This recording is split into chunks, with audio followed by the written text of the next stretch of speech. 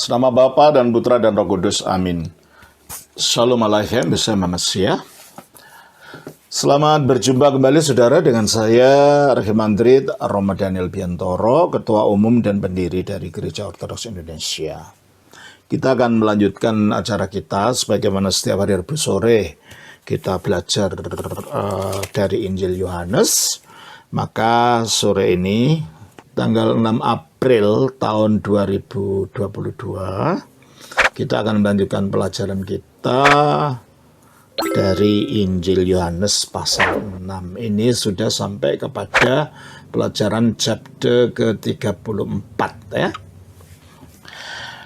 Coba kita baca dari pasal 6. Kita mulai dari ayat 27 saja, 27 sampai dengan 43. Tolong bacakan. Bekerjalah bukan untuk makanan yang akan dapat binasa, melainkan untuk makanan yang bertahan sampai kepada hidup yang kekal, yang akan diberikan anak manusia kepadamu. Sebab dialah yang disahkan oleh Bapa, Allah, dengan meterainya.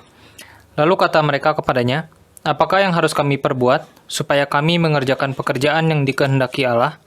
Jawab Yesus kepada mereka, inilah pekerjaan yang dikehendaki Allah, yaitu hendaklah kamu percaya kepada Dia yang telah diutus Allah. Maka kata mereka kepadanya, tanda apakah yang engkau perbuat, supaya dapat kami melihatnya dan percaya kepadamu? Pekerjaan apakah yang engkau lakukan? Nenek moyang kami telah makan mana di padang gurun, seperti ada tertulis, mereka diberinya makan roti dari sorga. Maka kata Yesus kepada mereka, aku berkata kepadamu, sesungguhnya bukan Musa yang memberikan kamu roti dari sorga, melainkan Bapakku yang memberikan kamu roti yang benar dari surga. Karena roti yang dari Allah ialah roti yang turun dari surga dan yang memberi hidup kepada dunia. Maka kata mereka kepadanya, Tuhan, berikanlah kami roti itu senantiasa.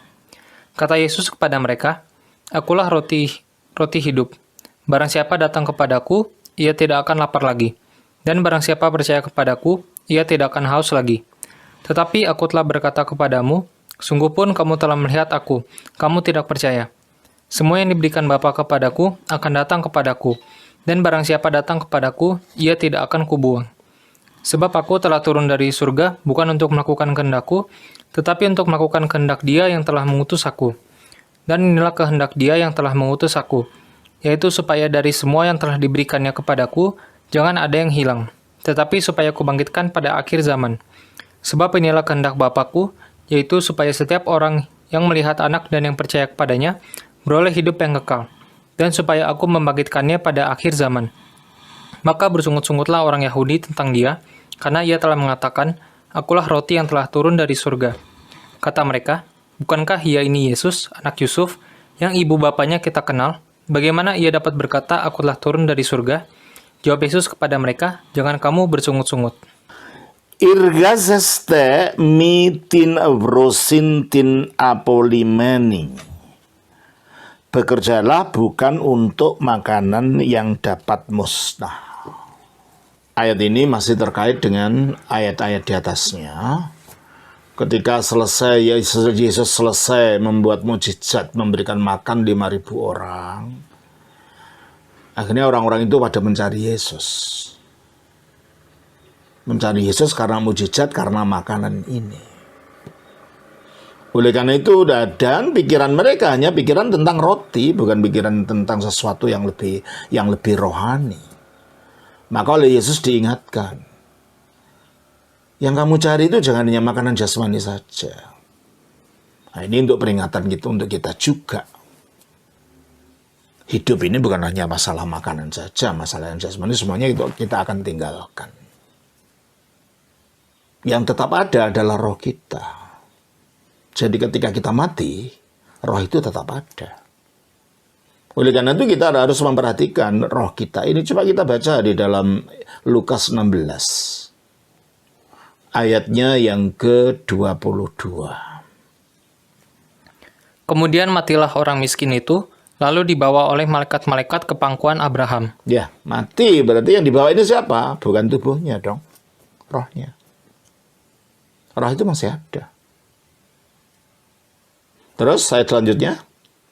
Orang kaya itu juga mati, lalu dikubur. Dan sementara ia menderita sengsara di alam maut, Ya, ini orang yang masuk neraka. Berarti kematian tubuh itu bukan akhir dari segala-galanya. Kita akan masuk pada jenis hidup yang berbeda. Alam roh. Nah, ini banyak orang lupa. Yang mereka tekankan, yang mereka fokuskan adalah hal yang duniawi ini saja. Mengikuti kehendak nafsu dagingnya. Mengikuti segala keinginan-keinginan, dorongan-dorongan hawa nafsu. Mendapatkan kekayaan, mendapatkan uang, mendapatkan nama baik. Padahal semuanya itu sifatnya sementara. Maka Yesus mengatakan, jangan kamu bekerja untuk makanan yang dapat lenyap. Ya. Dan ini peringatan untuk kita semua. Ya. Dan kekayaan itu dapat lenyap sewaktu-waktu. Ya, umpamanya saudara-saudara kita, ya, kita merasa sedih juga mendengar saudara-saudara kita di lereng Gunung Semeru kemarin. Tiba-tiba semuanya lenyap karena ledakan gunung. Ada banjir kemarin, tiba-tiba skalanya lenyap karena ditenggelamkan oleh air. Saudara kita yang di Ukraina dan Rusia yang sedang mengalami peperangan, semuanya lenyap karena peperangan semacam itu.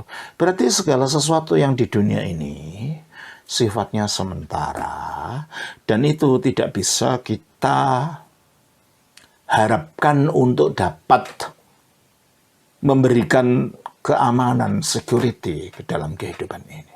1 Timotius 5 ayat 19. 6 ayat 19.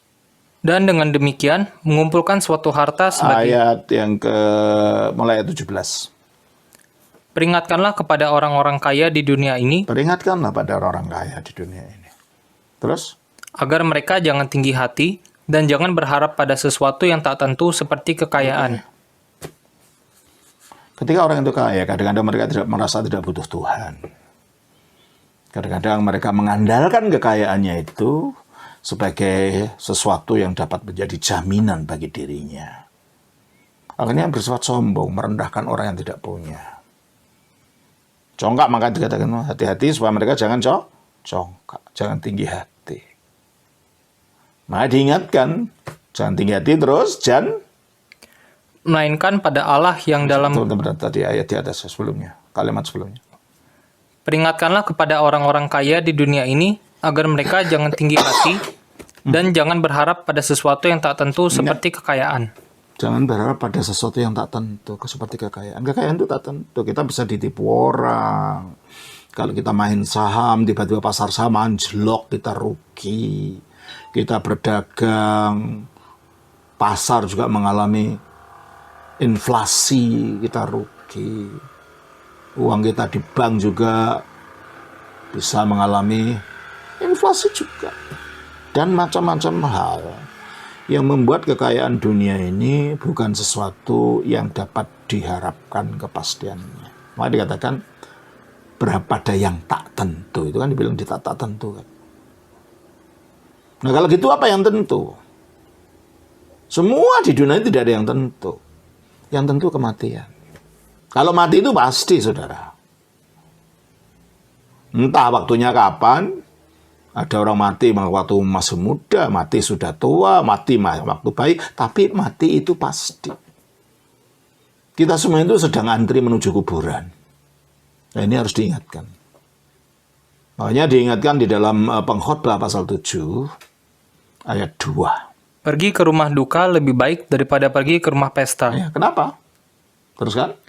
Karena di rumah dukalah kesudahan setiap manusia. Supaya orang memikirkan, oh aku juga akhirnya di situ, itu kesudahanku di situ. Kalau ke rumah pesta, wah semuanya mewah-mewah, gitu, seolah-olah kita tidak pernah mati, kita lupa. Nah, itulah sebabnya mengapa berkunjung ke makam, mengingatkan kita akan kematian itu. Bukan menyembah yang mati, tidak. Tapi untuk mengingatkan kepada diri kita sendiri. Oh, aku juga berakhir di situ. Sehingga kini kita mengingat kematian ini, kita menjadi hati-hati untuk tidak terikat, lekat kepada benda dunia. Maka diingatkan oleh Yesus di sini, ya. Bekerjalah untuk bukan untuk makanan yang dapat lenyap. Allah tetapi tin brosin tin menusan is zoin eonion, tetapi makanan yang akan tinggal tetap sampai hidup kekal. Ya tentunya bukan makanan jasmani, ini sesuatu yang rohani, sebab yang tetap hidup kekal itu adalah yang roh tadi.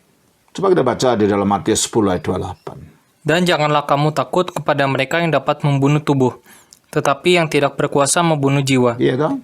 Pada waktu tubuh dibunuh oleh orang, mereka tidak dapat membunuh jiwa.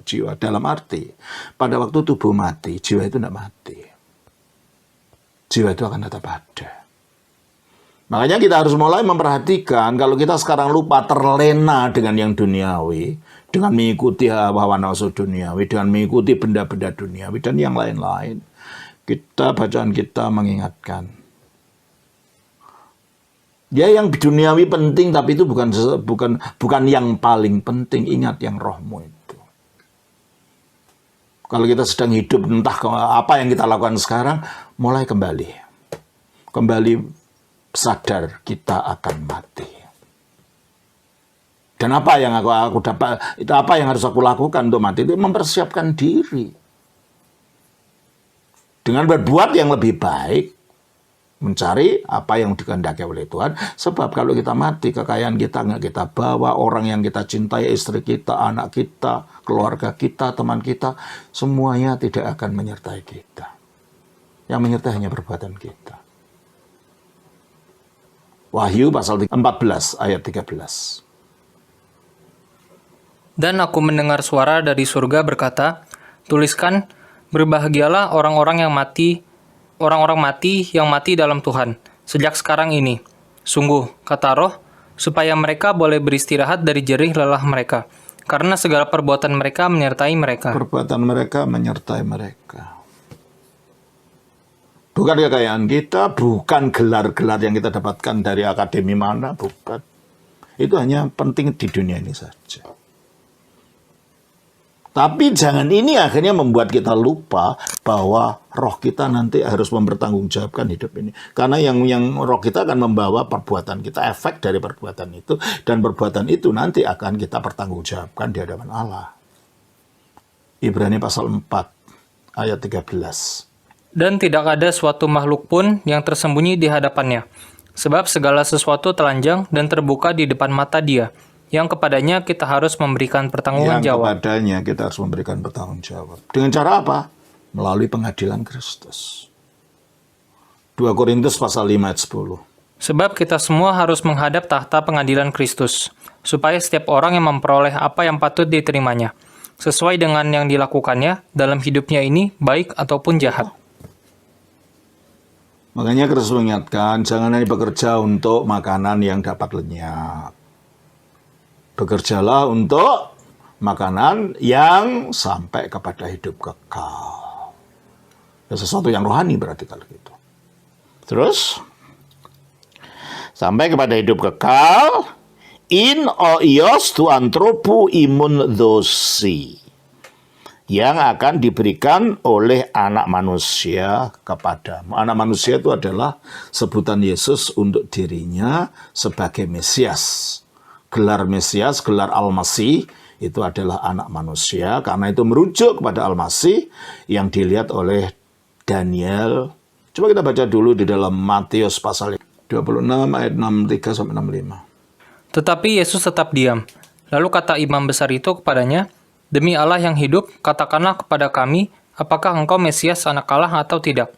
Jawab Yesus, engkau telah mengatakannya. Artinya, ya, aku Mesias. Terus? Akan tetapi, aku berkata kepadamu, mulai sekarang kamu akan melihat anak manusia. Nah, sebagai Mesias, dia menyebut dirinya anak manusia. Apa? Duduk di sebelah kanan yang maha kuasa, dan datang di atas awan-awan di langit. Nah, itu menunjuk kepada nubuat Nabi Daniel, penglihatan Nabi Daniel dalam Daniel 7:13. Aku terus melihat dalam penglihatan malam itu. Tampak datang dengan awan-awan dari langit seorang seperti anak manusia. Datanglah ia kepada yang lanjut usianya itu. Yang lanjut usia itu menunjuk pada keilahian Yesus. Sementara yang anak manusia itu kemesiasan Yesus. Dua-duanya penglihatan tentang Yesus. Terus? Dan ia dibawa ke hadapannya. Lalu diberikan kepadanya kekuasaan dan kemuliaan dan kekuasaan sebagai raja. Maka orang-orang dari segala bangsa, suku bangsa, dan bahasa mengabdi kepadanya. Kekuasaannya ialah kekuasaan yang kekal, yang tidak akan lenyap. Ya. Jadi anak manusia ini, Mesias ini, yang akan memberikan kehidupan sebab dia mempunyai kuasa yang kekal, diberi segala kuasa itu oleh Bapa. Makanya dikatakan dia yang akan memberikan hidup kekal. Makanya hidup ini ya perlu kita bekerja, tetapi jangan itu menjadi fokus satu-satunya. Ingat kembali bahwa kita akan mati, bahwa kita harus mempertanggungjawabkan kehidupan kita, bahwa kita akan menghadap tahta pengadilan Kristus. Mengapa Kristus yang mengadili? Sebab Kristus adalah Mesias yang diberi kuasa tadi. Maka dikatakan di dalam Yohanes pasal yang ke-5 ayat 27. Dan ia telah memberikan kuasa kepadanya untuk menghakimi, karena ia adalah anak manusia. Karena dia anak manusia, karena dia Mesias yang diberi segala kuasa. Maka pengadilan telah diserahkan kepadanya oleh Bapa. Dan makanya kita harus menghadap tahta pengadilan Kristus. Tak peduli siapa kita, bukan hanya untuk orang Kristen saja, untuk semua manusia. Kita baca Roma pasal 2 ayat 16. Hal itu akan nampak pada hari, bila mana Allah, sesuai dengan Injil yang kuberitakan, akan menghakimi segala sesuatu yang tersembunyi dalam hati manusia, oleh Kristus Yesus. Ya, bukan hati orang Kristen, tapi hati semua manusia. Oleh siapa penghakiman terjadi? Oleh Kristus Yesus, sebab dialah Mesias, yang kepadanya kuasa diberikan, yang kepadanya kuasa untuk menghakimi telah diserahkan. Mengapa begitu? Ya, karena dia Mesias, dan dikatakan selanjutnya, tutongar opatir es fragisenoteos, karena dialah Allah Bapa telah memeteraikan. Karena dia telah memeteraikan ada Bapa. Coba terjemahan LAI gimana? Sebab dialah yang disahkan oleh Bapa Allah dengan meterainya. Kalau surat diberi meterai, ada lanjutannya enggak? Ada surat, keputusan, lalu ada meterainya. Bisa ada lanjutannya enggak? Ya enggak. Terakhir. Dengan dia diberi meterai berarti dia adalah penyataan Allah yang terakhir.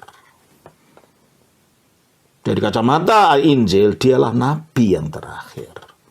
Pewahyuan Allah yang terakhir, karena dia telah menjadi diberi meterai. Bukan hanya nabi, Mesias. Sehingga segala-galanya diberikan kepada dia, karena dia telah dimeteraikan. Matius pasal 28 ayat 18. Yesus mendekati mereka dan berkata, "Kepadaku telah diberikan segala kuasa di surga dan di bumi." Karena dia punya kuasa di surga dan di bumi, dia diberi segala kekuasaan. Kita telah pelajari dari pasal 5, ya. Dari Yohanes pasal 5. Kita baca di sana ayatnya yang ke 20. Sebab Bapa mengasihi anak dan ia menunjukkan kepadanya segala sesuatu yang dikerjakannya sendiri. Bahkan dia akan menunjukkan kepadanya pekerjaan-pekerjaan yang lebih besar lagi daripada pekerjaan-pekerjaan itu. Apa itu? Ayat 22. Bapa tidak menghakimi siapapun, melainkan telah menyerahkan penghakiman itu seluruhnya kepada anak. Tuh. Dia yang diserai penghakiman, dan dia diberi kuasa juga, ayat yang ke-21. Sebab sama seperti Bapa membangkitkan orang-orang mati dan menghidupkannya, demikian juga anak menghidupkan barang siapa yang dikehendakinya. Jadi kalau gitu dia bukan sekedar nabi, mana ada nabi bisa membangkitkan orang mati di akhir zaman. Nanti akan keliru orangnya mengatakan dia hanya nabi, tidak punya kuasa apa-apa. Loh, yang benar itu kamu yang ngomong atau dia orangnya sendiri yang ngomong? Di sini orangnya sendiri yang ngomong. Bahwa dia diberi segala kuasa untuk membangkitkan, untuk menghakimi, dan semua orang akan dihakimi nanti. Maka sebelum terlambat sebaik-baiknya percaya sekarang. Sebelum dia datang pada akhir zaman. Karena dia menghakimi bukan hanya menghakimi orang Kristen, tapi semua orang, semua manusia akan dihakimi. Coba kita baca lagi ayat ke-22. Bapa tidak menghakimi siapapun, Nah, itu dia manusia tidak dihakimi oleh Bapa, tapi melainkan telah menyerahkan penghakiman itu seluruhnya kepada anak. ya, penghakiman seluruhnya kepada semua manusia, kepada Kristus, kepada Al-Masih, kepada Mesias itu. Dan semua manusia tidak peduli agamanya apa, tidak peduli etnisnya menurut Alkitab. Dia harus mempertahankan hidupnya kepada Allah di hadapan takhta pengadilan Kristus ini. Itulah sebabnya kita harus serius terhadap hidup ini. Jangan hanya yang duniawi ini saja yang kita kejar. Tetapi mulai pikirkan tentang apa nanti kalau aku mati. Apa yang kau persiapkan. Ayat 28.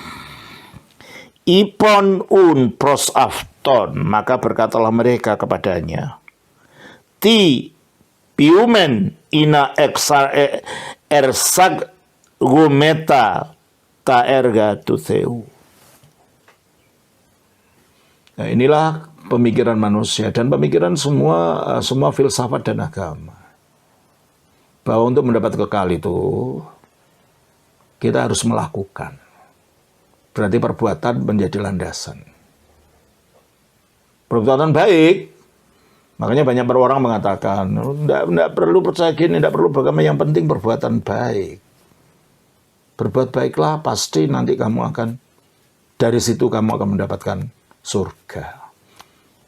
Nah, ini ajaran yang bertentangan dengan Alkitab. Apalagi dalam Alkitab yang ditekankan bukan mencari surga, masuk surga, tapi mendapatkan hidup kekal. Yang hidup kekal itu hidupnya Allah. Dan hidupnya Allah itu dinyatakan melalui firman-Nya yang turun ke dunia, mengalahkan kematian, dan menyatakan kehidupan itu melalui kebangkitannya. Jadi kalau kita mendapat hidup kekal, menyatunya kepada Kristus ini. Maka kita baca di dalam Roma 6 ayat 9. Karena kita tahu bahwa Kristus sesudah ia bangkit dari antara orang mati, tidak mati lagi. Maut tidak berkuasa lagi atas dia. Tidak mati lagi, maut tidak berkuasa atas lagi. Dampaknya apa? 2 Timotius 1 ayat 10. 2 Timotius 1 ayat 10. Dan yang sekarang dinyatakan oleh kedatangan Juru Selamat kita, Yesus Kristus, yang oleh Injil telah mematahkan kuasa maut dan mendatangkan hidup. Oleh Injil kebangkitan, maksudnya, dia telah mematahkan kuasa maut. Tadi kan? Dan mendatangkan hidup yang tidak dapat binasa. Nah, hidup yang tidak binasa itulah hidup kekal itu. Hidup Allah yang dinyatakan melalui kebangkitan Yesus. Makanya dikatakan dalam 1 Korintus pasal 15 ayat 20 sampai 22. Tetapi yang benar ialah bahwa Kristus telah dibangkitkan telah dibangkitkan dari antara orang mati, sebagai yang sulung dari orang-orang yang telah meninggal. Dia sebagai yang sulung. Jadi kalau dalam ajaran Injil, tidak ada kebangkitan jika tidak didahului oleh kebangkitan Kristus.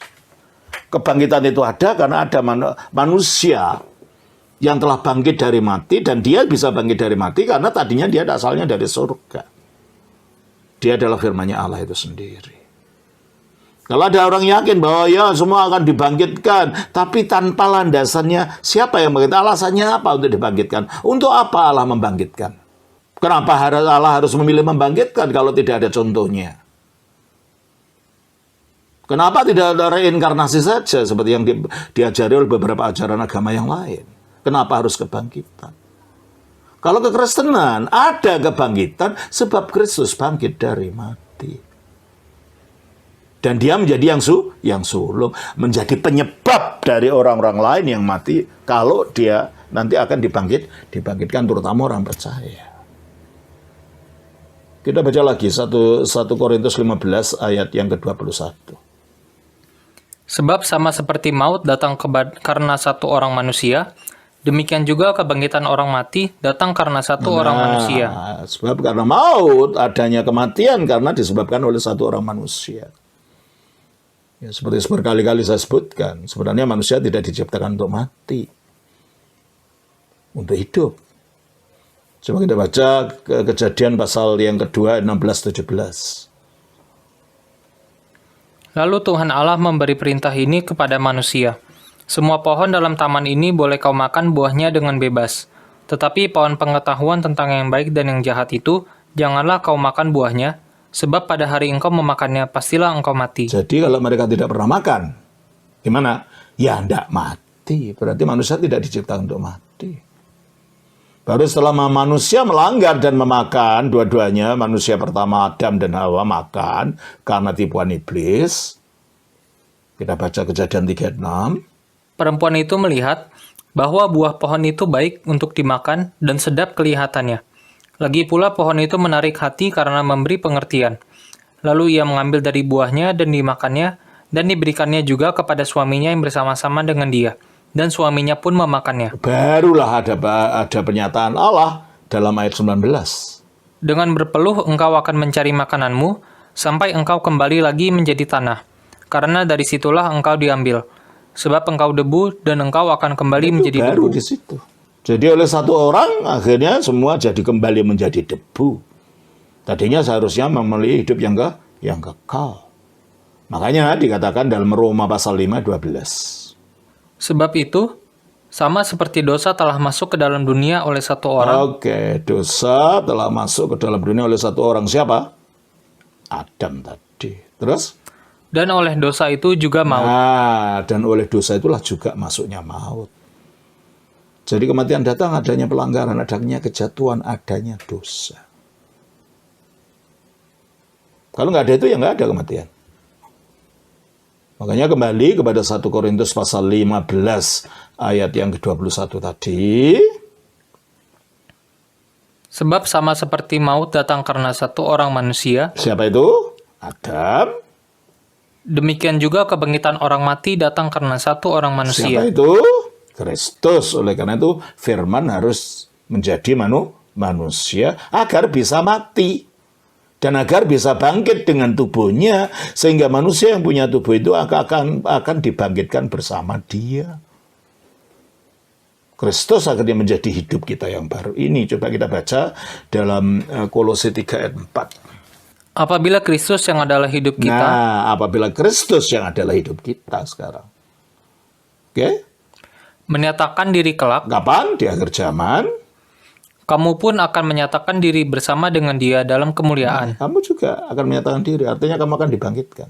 Dan kamu akan dimuliakan bersama dengan dia. Dan itulah sebabnya mengapa dikatakan lagi di dalam 1 Korintus 15 ayat 22.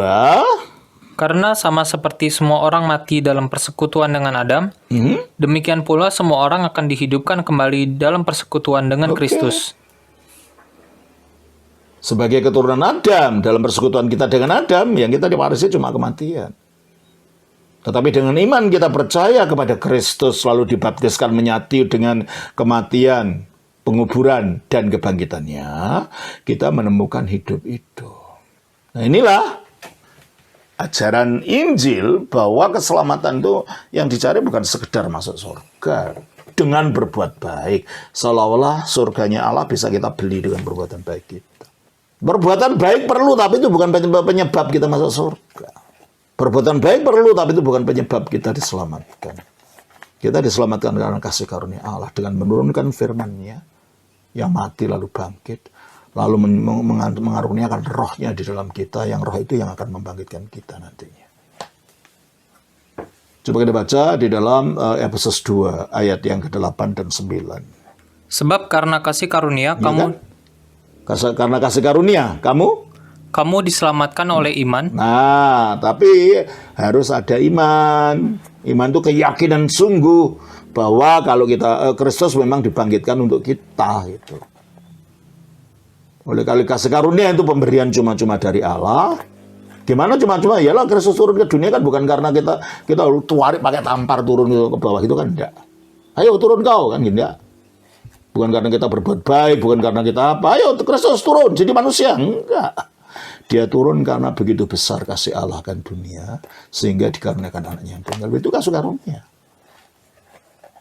Ayo mati salib sana supaya engkau dapat mengalahkan kematian. Dia dengan sukarela taat kepada Allah, mati di atas salib. Lalu dikuburkan, mengalahkan kuasa kematian, bangkit. Semua ini bukan karena perbuatan manusia. Semua ini karena kehendak Allah. Makanya itulah namanya kasih karunia. Nah, kita dapat menyatu dengan kasih karunia ini kalau kita punya iman, maka dengan iman. Terus kan? Itu bukan hasil usahamu, tetapi pemberian Allah. Pemberian Allah, ya kan? Terus? Itu bukan hasil pekerjaanmu, jangan ada orang yang memegahkan diri. Nah, jadi kalau kita percaya pada Kristus yang telah mati dan bangkit, dikuburkan dan bangkit, dengan demikian dia mengalahkan kematian. Pada saat itu Roh Kudus memeteraikan kita, Roh Kudus tinggal di dalam kita. Sehingga dengan Roh Kudus ini yang akan menjadi sarana kita dibangkitkan dari kematian, mengikuti kebangkitan Kristus. Coba kita baca Efesus 1 ayat 13. Di dalam Dia kamu juga, karena kamu telah mendengar firman kebenaran, yaitu Injil keselamatanmu. Di dalam Dia kamu juga, ketika kamu percaya. Ketika kamu percaya, apa katanya? Tentunya dibaptiskan, percaya dengan dibaptiskan. Terus? Dimeteraikan dengan Roh Kudus. Dimeteraikan dengan Roh Kudus. Lah Roh Kudus itu apa? Yang dijanjikannya itu. Dijanjikan kapan? Dijanjikan di dalam Injil Matius. Ada kata-kata tentang Parakletos. Datanya Parakletos itu adalah Roh Kudus, penolong yang lain yang ada dalam Injil Yohanes 14, 15, 16. Baca saja di sana nanti. Ya. Terus? Dan Roh Kudus itu adalah jaminan bagian kita. Roh Kudus itu adalah bahasa aslinya arabona. Arabona itu uang jaminan. Borah. DP. Jadi keselamatan itu dijanjikan nanti, tapi DP-nya Roh Kudus. Sampai kita memperoleh seluruhnya. Jadi kalau gitu kita sudah memperoleh keseluruhan dari keselamatan itu enggak? Ya belum, kita menunggu keseluruhannya nanti pada akhir zaman. Nah, keselamatan itu tujuannya apa sih? Kita bangkit dari mati. Kita sudah bangkit dari mati belum? Belum.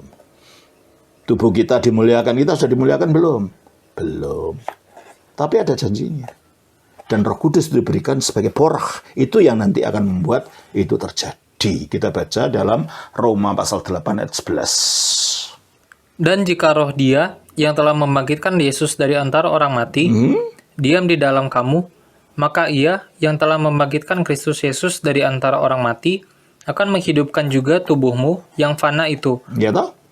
Jadi kalau gitu Roh Kudus itu dengan kita percaya pada Kristus menyatu dengan kuasa kebangkitannya, tapi Roh Kudus yang akan menjalankan itu pada akhir zaman untuk kita dibangkitkan.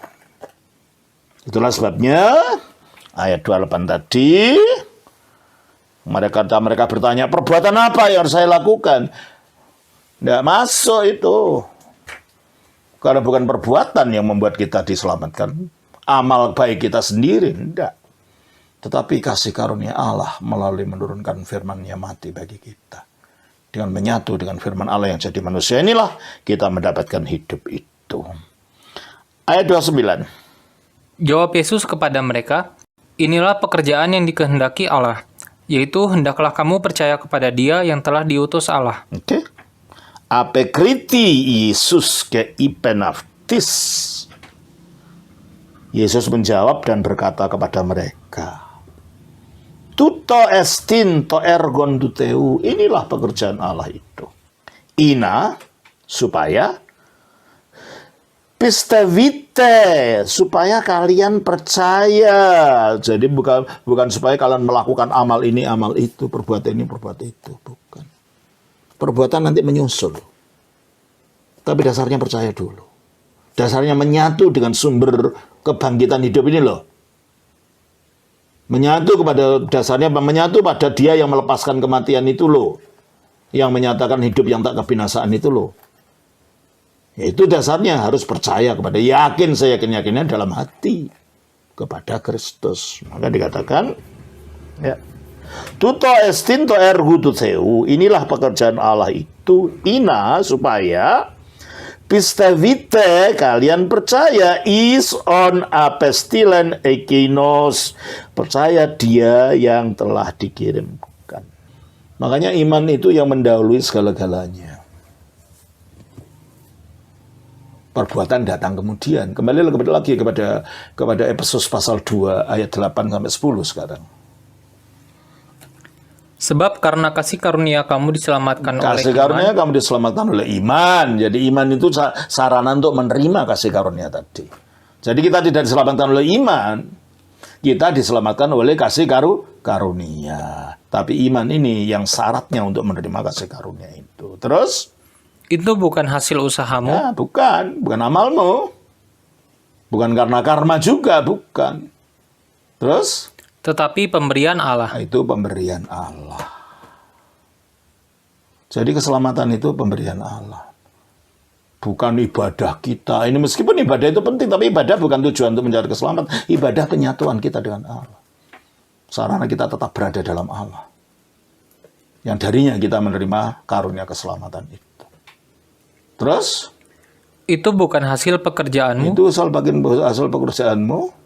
Jangan ada orang yang memegahkan diri. Jangan memegang diri. Kalau perbuatan, ya orang punya uang banyak, wah saya sudah bangun ini lah, saya lebih berhak untuk mendapatkan keselamatan daripada yang lain. Bisa begitu nanti. Tapi karena ini bukan karena perbuatan. Sehingga kalau kita melakukan sesuatu kebaikan, memberi derma apa, kita memberikannya secara sukarela karena kasih kepada Allah. Sehingga kita tidak bisa menyombongkan diri. Jangan sampai, teruskan. Karena kita ini buatan Allah. Nah kita ini buatan Allah dalam Kristus dijadikan baru itu. Terus? Diciptakan dalam Kristus Yesus. Diciptakan baru dalam Kristus. Untuk melakukan pekerjaan baik. Nah, jadi pekerjaan baik itu menyusul, bukan landasan, bukan sumber dari keselamatan itu. Itu menyusul akibat kita diselamatkan.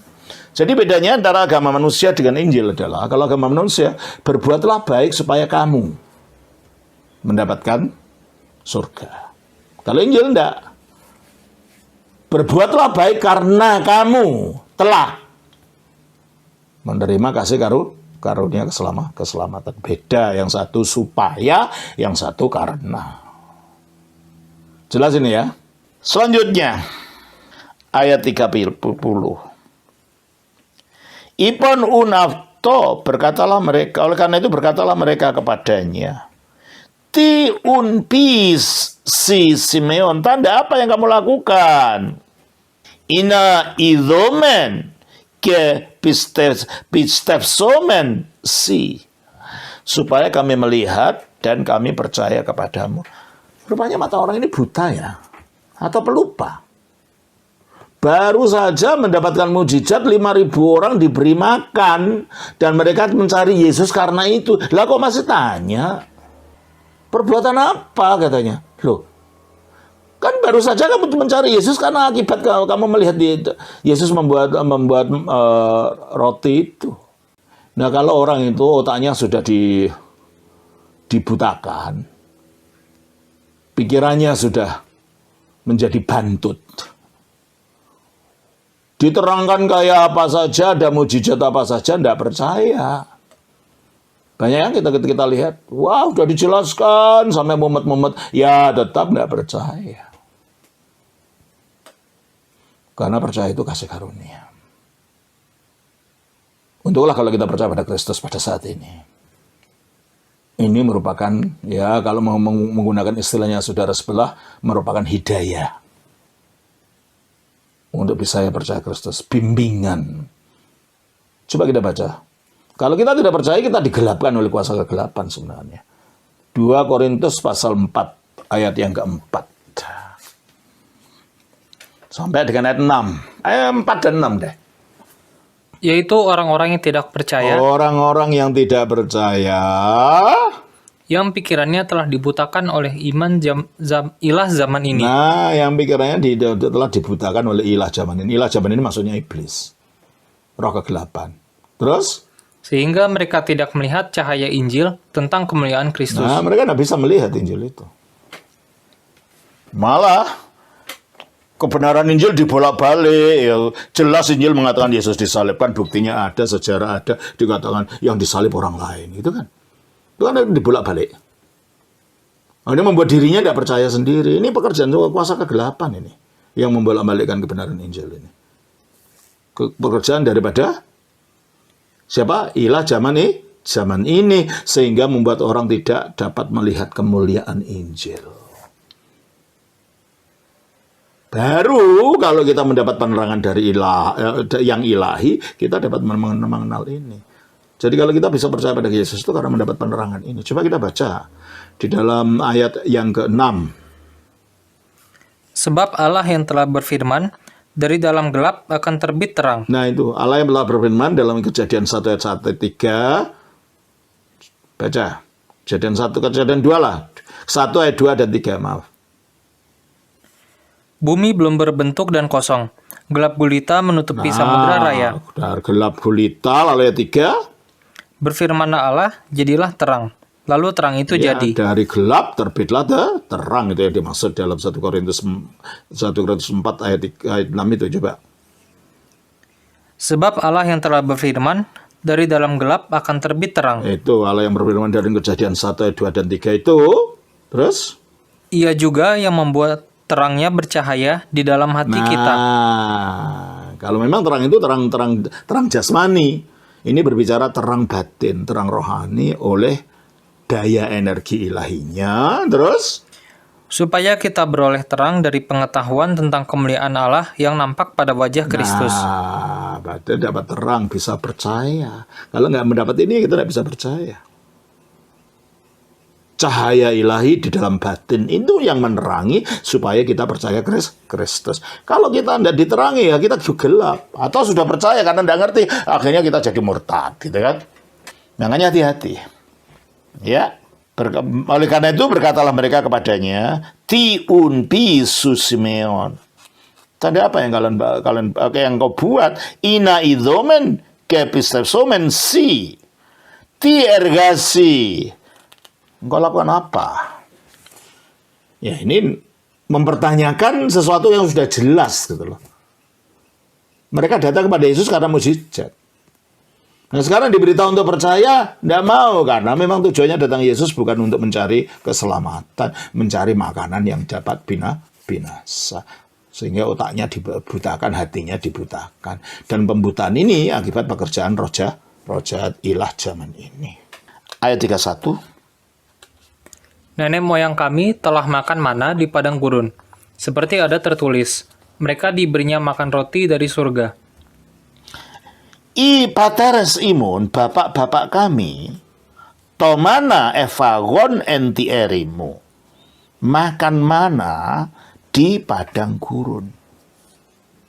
Katos eston gegramenon, sebagaimana yang tertulis, Arton ektu uranu ezoken aftus fagin. So, roti dari surga diberikan pada mereka dan mereka makan. Untuk dimakan. Nah ini karena mereka sekarang udah tahu bahwa mujizatnya ada mujizat memberi makan. Mereka mengatakan, lebih hebat bapak-bapak kami dong. Kan mereka di padang gurun selama 40 tahun bersama Nabi Musa. Makan mana roti yang tidak dikenal itu. Maksudnya. Ya kalau kamu ingin mujizatlah seperti Nabi Musa gitu. Yang memberi makan seluruh bangsa. Kamu kan memberi makan cuma 5.000 orang. Kalau orang itu sudah tidak percaya, alasannya ada saja ya. Ada bukti di matanya, alasannya ada saja. Menolak ini, menolak itu, alasan ini, alasan itu. Padahal alasan itu sebenarnya ada keterangan. Tapi setelah diterangkan, mereka juga tidak mau terima gitu loh. Karena memang otaknya sudah dibutakan, batinnya sudah dibutakan oleh ilah zaman ini dan oleh semacam selubung yang menyelubungi hati mereka. Coba kita baca 2 Korintus 3 ayat 14. Tetapi pikiran mereka telah menjadi tumpul, sebab sampai pada hari ini selubung itu masih tetap menyelubungi mereka. Nah, itu ada selubung. Kalau dalam masalah rohani ini jangan hanya intelek saja. Ada selubung yang menutup pikiran orang, menutupi hati orang, sehingga ketika Injil itu diberitakan mereka menolak. Oleh karena itu, semoga saudara-saudara yang mendengar ini, saya doakan supaya selubung itu diambil. Dan saudara bisa melihat kemuliaan Kristus yang dapat menyelamatkan saudara. Rupanya kita tidak bisa sampai kepada ayat 44 yang tadi rencananya kita baca sampai ayat sana. Ini sudah 40 menit lebih. Kita akan lanjutkan minggu depan. Jadi kita sudah sampai pada Yohanes 6 ayat yang ke-31. Tuhan berkati. Shalom. Selamat Bapa, Putra, Roh Kudus. Amin.